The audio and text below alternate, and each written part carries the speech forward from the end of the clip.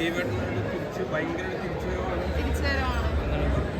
പിന്നെ നിങ്ങൾ എല്ലാവരും അടിപൊളിയായിട്ട് ചെയ്തു. നമ്മളെല്ലാവരും അടിപൊളിയായി ചെയ്തോ? അതൊന്നും ഒച്ചത്തിൽ പറയാൻ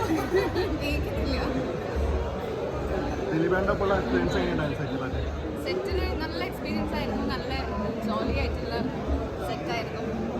നമ്മൾ ഭയങ്കരമായിട്ട് എൻജോയ് ചെയ്ത ആദ്യത്തെ സിനിമയാണെങ്കിലും നമുക്ക് ആ ഒരു ടെൻഷനോ കാര്യങ്ങളോ ഒന്നും നല്ലതായിരുന്നു.